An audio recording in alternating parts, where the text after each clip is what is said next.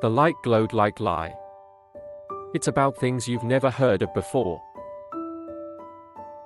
Transfer of the law. Truth is what sees there. Name from Sanskrit. It means an obvious event. No more arguing. According to Buddhism, there are 4 such truths, the 4 noble truths. All 4 are related to so-called sentient beings. In the Buddha's teaching, in this long stick body, with perception and thought, as God claims the world, the origin of the world, the end of the world, the path to the end of the world. This important sutta deals with 4 profound truths. General Dayu Emperor, that the Buddha himself discovered, by his own intuitive view. Whether the Buddha appears or not, these truths still exist. And a Buddha is just a perceived figure. And teach it to the world is still being covered by the veil of ignorance. These truths are absolutely eternal. It can't be changed. The Buddha realized himself, not with the help of another AI. Your own words are. That's never been heard of before. The Pali term for this truth is holy. It's called that because these are the truths that are perfectly pure. The greatest saint was the Buddha who found. The first truth refers to dukkha, a noun. It's hard to exactly switch to another language. That's what we call suffering or suffering. The suffering emperor. In terms of feeling swinging, GA is something that makes us suffer. Dope is hard, CA is enduring. As an abstract truth, dukkha connotes contempt and emptiness. The world is in suffering, and so is despicable. Not worth holding on to. The world is an illusion without reality. So the world is empty. Nothingness, well, dukkha is contemptible nothingness. Ordinary people only go to the outer class, but the saint sees the reality of things. For you, all existence is full of suffering. And they realize that you can't be happy very soon, completely sustainable, in a fanciful world of temporary and impermanent. There can be no lasting happiness 9, in a world that is always changing. Material happiness is only the satisfaction of a few wishes. As soon as we reached it, it left us. Desire is never fully satisfied. Never give enough. Everyone has to go through the birth phase. And by the place of birth the child is old, then sick and finally dead. No one can avoid it. The 4 causes of suffering. An unfulfilled desire that makes us suffer. I don't want to live with people I don't like. They also don't want to leave their loved ones. The things that are passionate. Hope is not always achieved. As opposed to adverse circumstances. Sometimes it happens suddenly. It makes me very miserable. Sometimes a few difficult cases become unbearable. And suffering to the point of human weakness and lack of understanding. We have to think about forgetting our lives. It seems that death will solve all problems. True happiness lies within us. It can't be defined by nouns like property, power, fame, or conquest, invasion, usurped.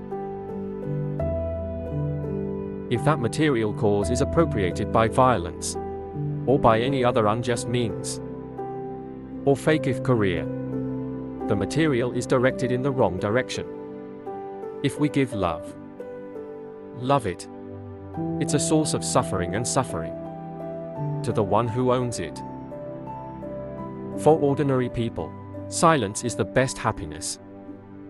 Sure that there is momentary happiness while dreaming, when enjoying, and when you think back to those same physical pleasures. But that happiness is magical and temporary. According to the Buddha, no attachment That is, beyond all pleasure. It is more noble happiness. In summary, this physical body is the source of pain. Suffering. The first truth about suffering depends on. It's called sentient beings, and the nuance of life must be carefully dissected and observed to the wall. This observation leads to true insight about my general.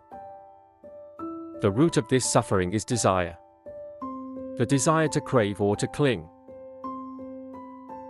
is the second most profound truth. The sacred law notes that due to craving arises sadness. Fear arises from desire. He is completely free from sin. There is no more sadness, less fear. Desire is a very powerful mental force, always sleeping underground inside everyone, all beings, is the cause of so much unhappiness in life.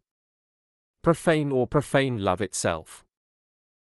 Let us embrace life in all its forms, and therefore, lead us forever lost in the cycle of reincarnation.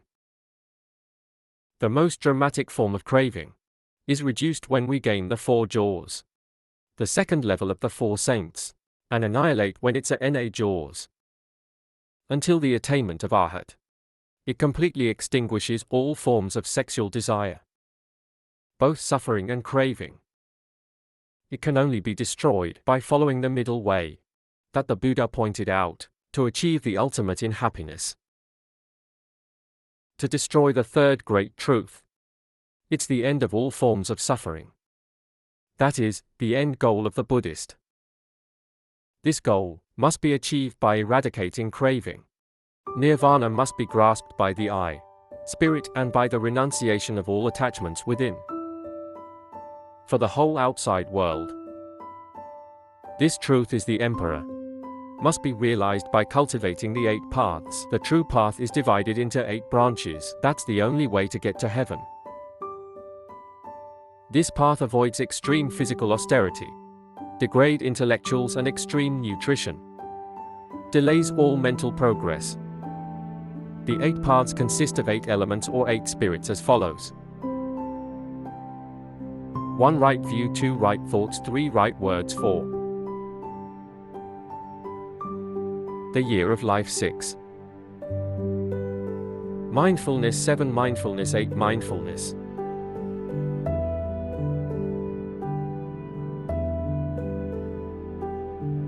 First, right view is right understanding. To understand the 4 noble truths in a different way, right view is understanding one's own reality. The Rohitasa Sutta teaches that all the truth in the universe, it's all in the body of this stick.